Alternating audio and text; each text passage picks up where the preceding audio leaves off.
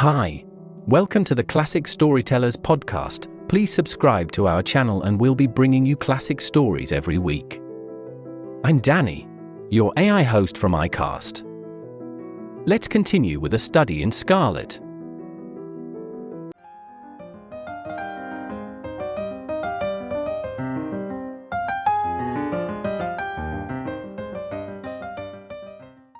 Part 2. Chapter 4. A Flight for Life.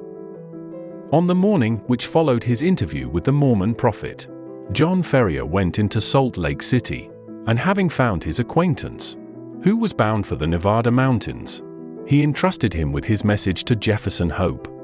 In it he told the young man of the imminent danger which threatened them, and how necessary it was that he should return.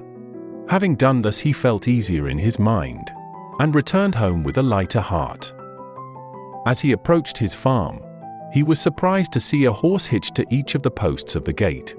Still more surprised was he on entering to find two young men in possession of his sitting room. One, with a long pale face, was leaning back in the rocking chair, with his feet cocked up upon the stove. The other, a bull-necked youth with coarse bloated features, was standing in front of the window with his hands in his pocket, whistling a popular hymn. Both of them nodded to Ferrier as he entered, and the one in the rocking chair commenced the conversation. Maybe you don't know us. This here is the son of Elder Drebber, and I'm Joseph Stangerson, who traveled with you in the desert when the Lord stretched out his hand and gathered you into the true fold. As he will all the nations in his own good time, said the other in a nasal voice. He grindeth slowly but exceeding small. John Ferrier bowed coldly. He had guessed who his visitors were. We have come, at the advice of our fathers, to solicit the hand of your daughter for whichever of us may seem good to you and to her. As I have but 4 wives and brother Drebber here has 7, it appears to me that my claim is the stronger one. Nay, brother Stangerson. The question is not how many wives we have, but how many we can keep. My father has now given over his mills to me, and I am the richer man. But my prospects are better. When the Lord removes my father, I shall have his tanning yard and his leather factory. Then I am your elder, and am higher in the church. It will be for the maiden to decide, rejoined young Drebber, smirking at his own reflection in the glass. We will leave it all to her decision. During this dialogue, John Ferrier had stood fuming in the doorway, hardly able to keep his riding whip from the backs of his 2 visitors. Look here, he said at last, striding up to them. When my daughter summons you, you can come, but until then I don't want to see your faces again. The 2 young Mormons stared at him in amazement. In their eyes, this competition between them for the maiden's hand was the highest of honors both to her and her father. There are 2 ways out of the room. There is the door, and there is the window. Which do you care to use? His brown face looked so savage, and his gaunt hands so threatening, that his visitors sprang to their feet and beat a hurried retreat. The old farmer followed them to the door. Let me know when you have settled which it is to be. You shall smart for this, Stangerson cried, white with rage. You have defied the prophet and the council of 4. You shall rue it to the end of your days. The hand of the Lord shall be heavy upon you, cried young Drebber. He will arise and smite you. Then I'll start the smiting, exclaimed Ferrier furiously, and would have rushed upstairs for his gun had not Lucy seized him by the arm and restrained him. Before he could escape from her, the clatter of horses' hoofs told him that they were beyond his reach. The young canting rascals, he exclaimed, wiping the perspiration from his forehead. I would sooner see you in your grave, my girl, than the wife of either of them. And so should I, father. But Jefferson will soon be here. Yes, it will not be long before he comes. The sooner the better, for we do not know what their next move may be. It was, indeed, high time that someone capable of giving advice and help should come to the aid of the sturdy old farmer and his adopted daughter. In the whole history of the settlement there had never been such a case of rank disobedience to the authority of the elders. If minor errors were punished so sternly, what would be the fate of this arch-rebel? Ferrier knew that his wealth and position would be of no avail to him. Others as well known and as rich as himself had been spirited away before now, and their goods given over to the church. He was a brave man, but he trembled at the vague, shadowy terrors which hung over him. Any known danger he could face with a firm lip, but this suspense was unnerving. He concealed his fears from his daughter, however, and affected to make light of the whole matter, though she, with the keen eye of love, saw plainly that he was ill at ease. He expected that he would receive some message or remonstrance from Young as to his conduct, and he was not mistaken, though it came in an unlooked-for manner. Upon rising next morning he found, to his surprise, a small square of paper pinned onto the coverlet of his bed just over his chest. On it was printed, in bold straggling letters, 29 days are given you for amendment, and then. The dash was more fear-inspiring than any threat could have been. How this warning came into his room puzzled John Ferrier sorely, for his servants slept in an outhouse, and the doors and windows had all been secured. He crumpled the paper up and said nothing to his daughter, but the incident struck a chill into his heart. The 29 days were evidently the balance of the month which Young had promised. What strength or courage could avail against an enemy armed with such mysterious powers? The hand which fastened that pin might have struck him to the heart, and he could never have known who had slain him. Still more shaken was he next morning. They had sat down to their breakfast when Lucy, with a cry of surprise, pointed upwards. In the center of the ceiling was scrawled, with a burned stick apparently, the number 28. To his daughter it was unintelligible, and he did not enlighten her. That night he sat up with his gun and kept watch and ward. He saw and he heard nothing, and yet in the morning a great 27 had been painted upon the outside of his door. Thus day followed day, and as sure as morning came he found that his unseen enemies had kept their register, and had marked up in some conspicuous position how many days were still left to him out of the month of grace. Sometimes the fatal numbers appeared upon the walls, sometimes upon the floors. Occasionally they were on small placards stuck upon the garden gate or the railings. With all his vigilance John Ferrier could not discover whence these daily warnings proceeded. A horror which was almost superstitious came upon him at the sight of them. He became haggard and restless, and his eyes had the troubled look of some hunted creature. He had but one hope in life now, and that was for the arrival of the young hunter from Nevada. 20 had changed to 15 and 15 to 10, but there was no news of the absentee.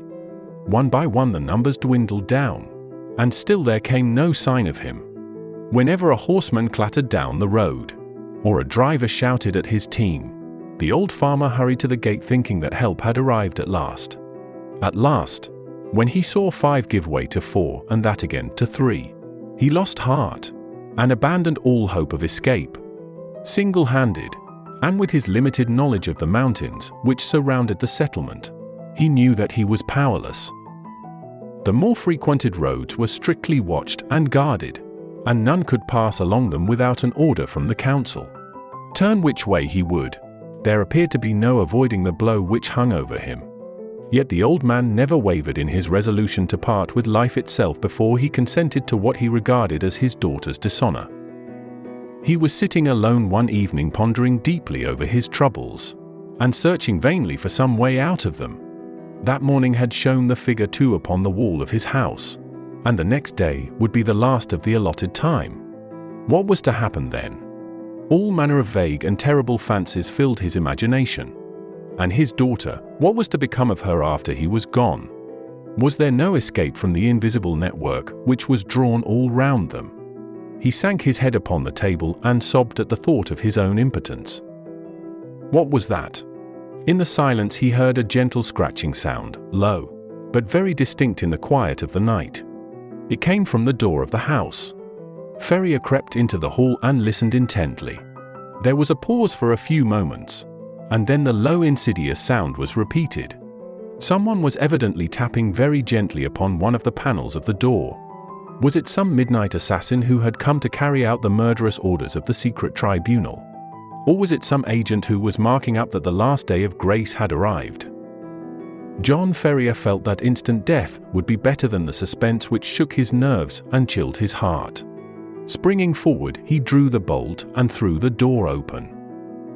Outside all was calm and quiet. The night was fine, and the stars were twinkling brightly overhead. The little front garden lay before the farmer's eyes, bounded by the fence and gate. But neither there nor on the road was any human being to be seen. With a sigh of relief, Ferrier looked to right and to left, until happening to glance straight down at his own feet, he saw to his astonishment a man lying flat upon his face upon the ground, with arms and legs all asprawl. So unnerved was he at the sight that he leaned up against the wall with his hand to his throat to stifle his inclination to call out. His first thought was that the prostrate figure was that of some wounded or dying man. But as he watched it, he saw it writhe along the ground and into the hall with the rapidity and noiselessness of a serpent. Once within the house, the man sprang to his feet, closed the door, and revealed to the astonished farmer the fierce face and resolute expression of Jefferson Hope. Good God! Gasped John Ferrier. How you scared me! Whatever made you come in like that? Give me food. The other said, hoarsely.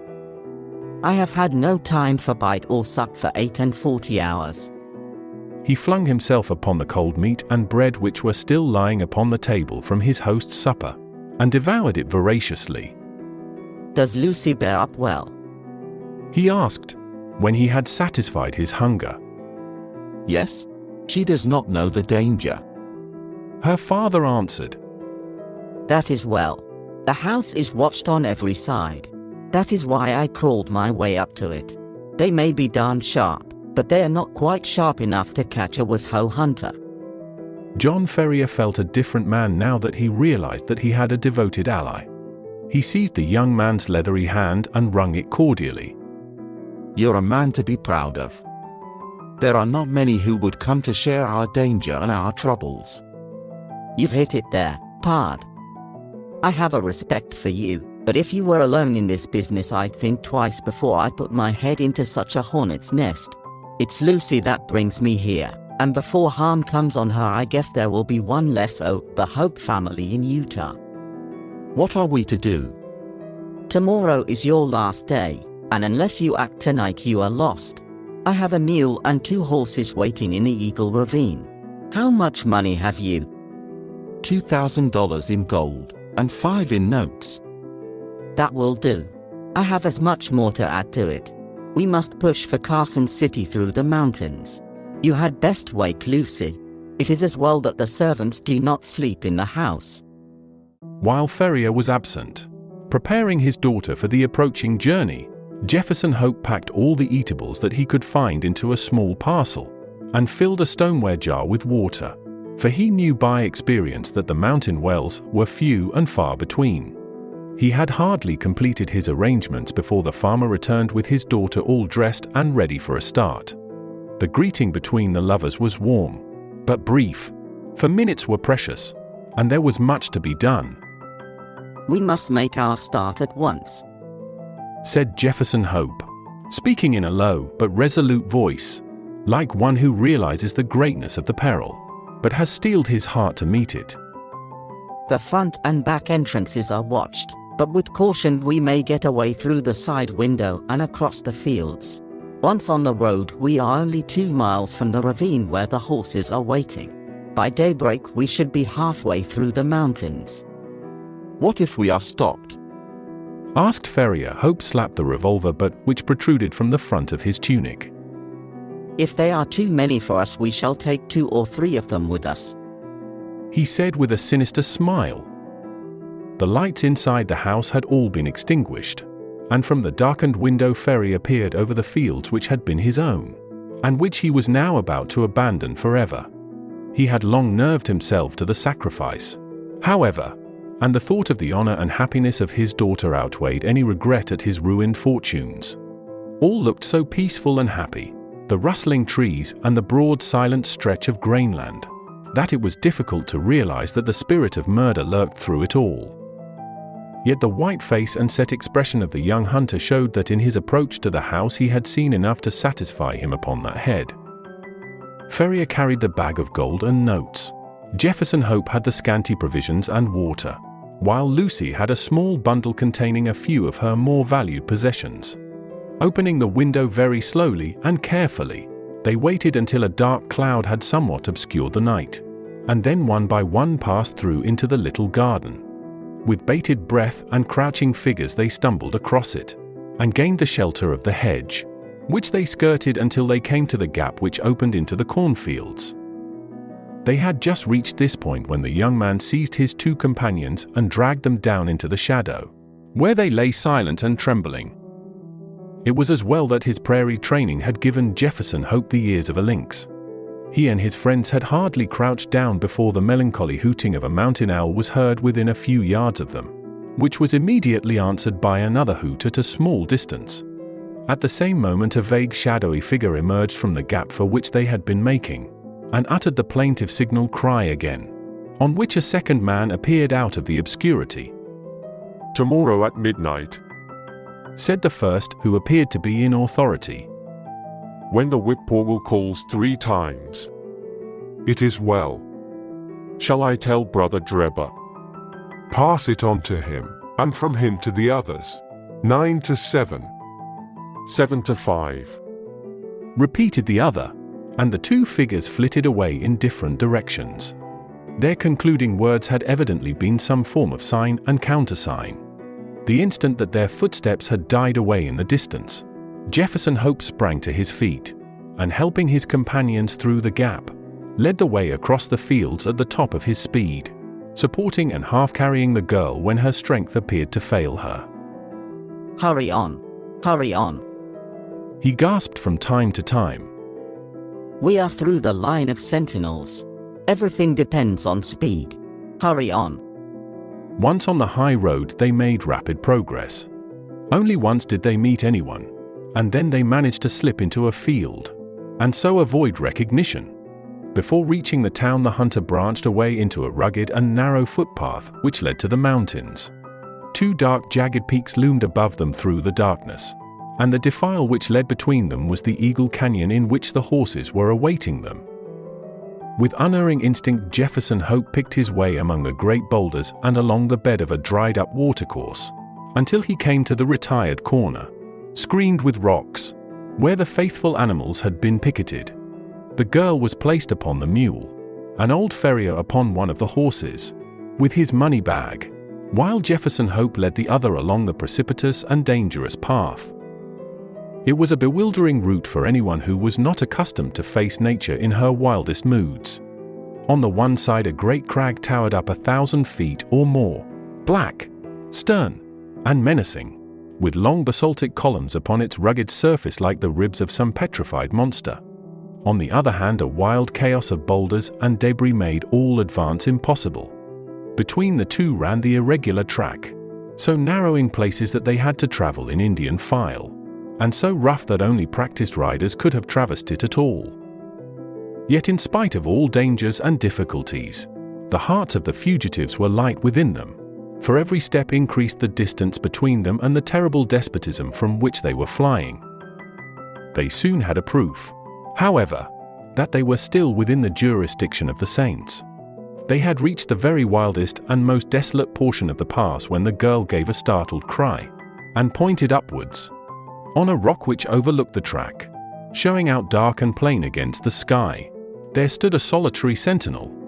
He saw them as soon as they perceived him, and his military challenge of "Who goes there?" rang through the silent ravine. Travelers for Nevada, said Jefferson Hope. With his hand upon the rifle which hung by his saddle, they could see the lonely watcher fingering his gun, and peering down at them as if dissatisfied at their reply. By whose permission? The Holy Four, answered Ferrier. His Mormon experiences had taught him that that was the highest authority to which he could refer. 9 from 7. Cried the sentinel. 7 from 5. Returned Jefferson Hope promptly, remembering the countersign which he had heard in the garden. Pass, and the Lord go with you, said the voice from above. Beyond his post the path broadened out, and the horses were able to break into a trot. Looking back, they could see the solitary watcher leaning upon his gun, and knew that they had passed the outlying post of the chosen people, and that freedom lay before them.